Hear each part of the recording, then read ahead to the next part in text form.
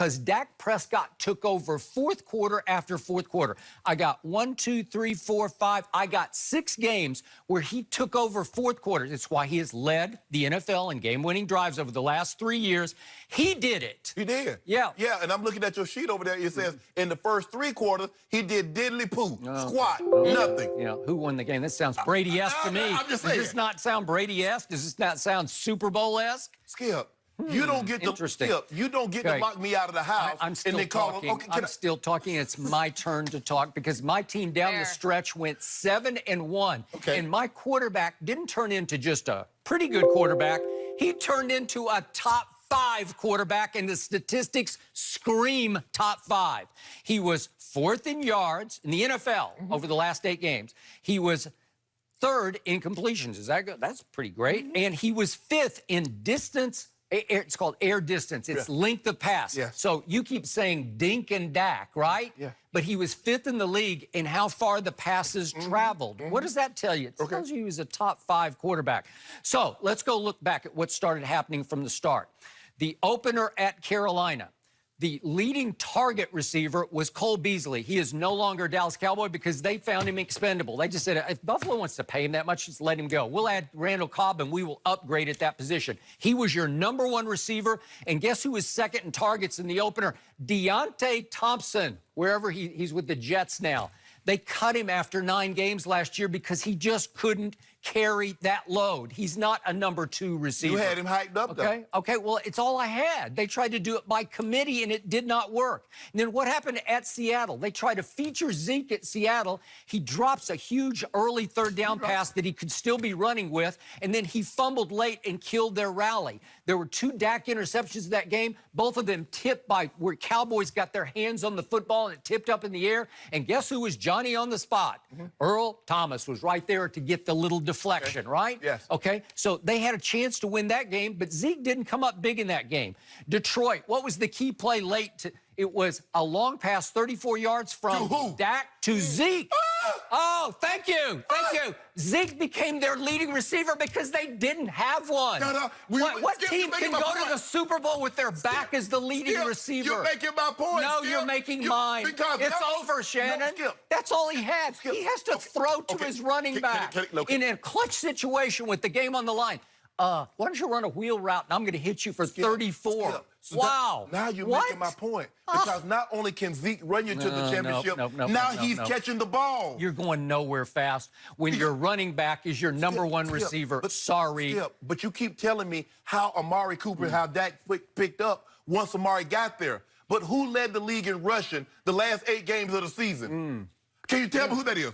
Okay, but you don't think Dak was just lighting it up with his arm? That's why they won the games. It's a passing league. That's my point, Skip. No, my point is the big plays come out of play action. Because now what can you do? Big plays come from the #1 who can't be covered by 2 people. That's what happens. You know why? Because the safety's down in the box and you're getting single high safety. That's how it gets done. Skip, let me ask you a question. If I gave you a choice of Amari Cooper and the top 8 receivers, who you taking?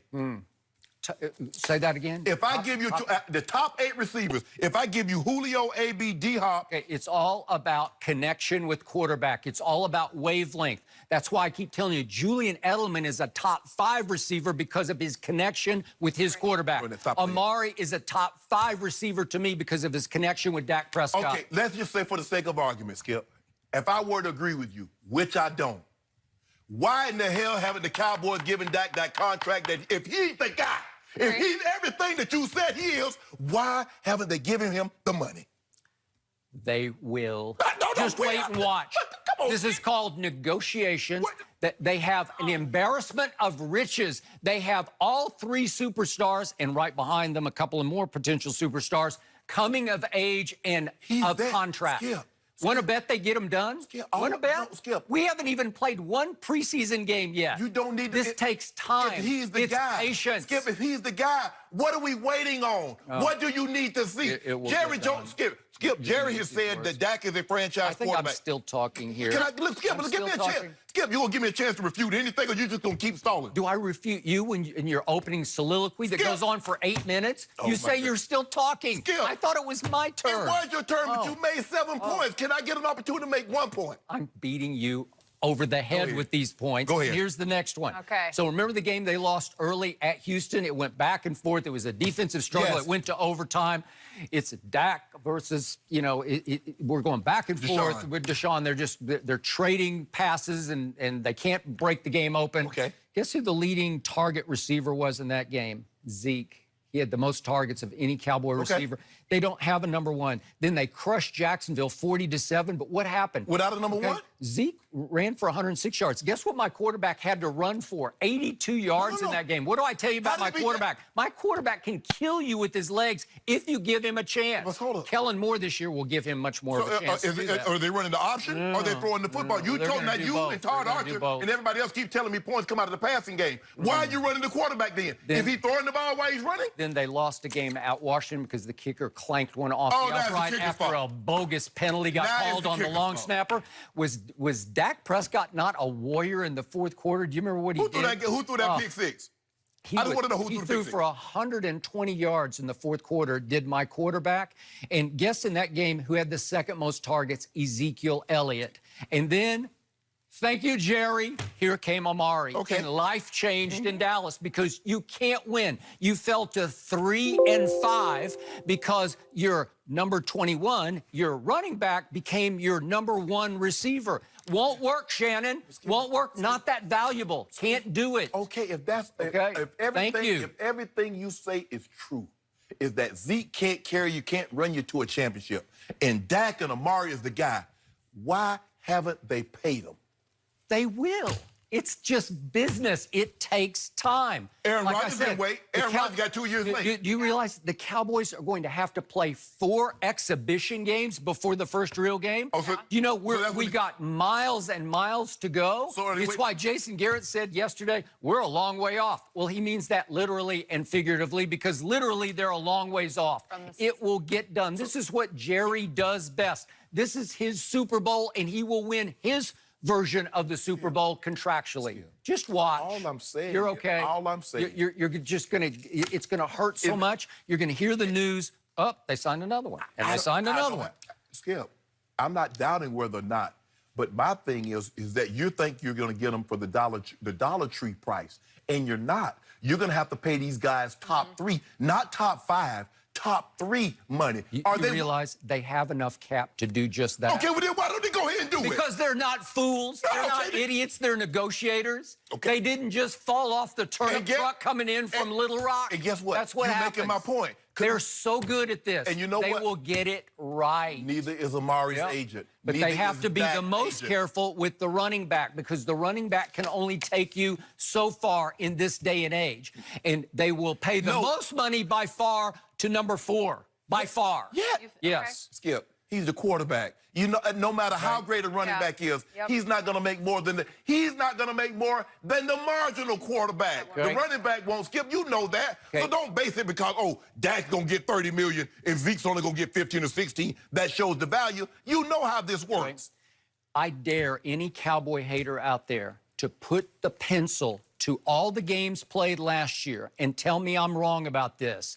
The most underrated, underhyped, underappreciated quarterback has become Dak Prescott. You have little to no use for him. Most people who come on this show don't get him. Right. But if you put the pencil to it and study it, I see 6 games he pulled off fourth quarter comebacks that were Brady-esque. And I do not throw that term around very loosely. And I'm talking about Detroit at home, at Washington, the kicker missed, he clanked it off the upright after a bogus call that set him back 5 yards, or they would have won that game to me. Then look at Philly when the season got turned around. He goes 88 yards in the fourth quarter. He led them on, he threw the big strike to Allen Hurns on a 3rd and 5 at the Eagle 35. Oh, the Allen Hurns, did they cut? Yeah, well, I'm just saying, they don't need him now because they got him. Okay. Hold on. So why didn't they cut him when they got him already? Okay, that's weak. The point is, at Falcons, go check this out. Go look what he did. Go look at the big late completions. What did Zeke do? To Gallup and to Cole Beasley. But see, the thing is, all you're doing is what did Zeke do? When the money's on the line, nobody cares about Zeke anymore. It's can you stop the passer? That's what it boils down to. In the National Football League, in the end of the game, Can you defend the pass? Well, Skip, and they couldn't. Skip, okay. He beat Philly twice, fourth quarter in overtime, and he lit them up. Okay, but answer me this question, and then I'll be done with it. If Zeke is so inconsequential, what's the negotiation? What are we talking about? Well, that's a hard one, man. No, it's not. Because he thinks he's better than Todd Gurley. It doesn't matter what he And he well thinks. may be, but Todd Gurley didn't deserve Todd Gurley money. So you got a problem, because if you give in to Zeke's early demands, if you just say, sure, we'll give you that, you might bite that bullet for the next 3 or 4 years, because he might not be able to live up or to stay healthy enough to live up. All I'm saying to you and all the guys that said, look at what C.J. Anderson did when Todd Gurley went out. If you feel that strongly that Zeke Elliott is in the same situation, why is that even a negotiation? Okay. You just signed Tony Pollard. Thank you. Okay, then. I agree, because he's the one guy you have under your control for 4 years. Do you want to keep him in Cabo for 4 years? Does he want to stay there for 4? That's a long time. Trade him. No. Why not? He's the best back in football. No, what are we talking about then? He's the best back in football. You said Todd Gurley doesn't deserve his money, the best back in football. Wait a second. We got him.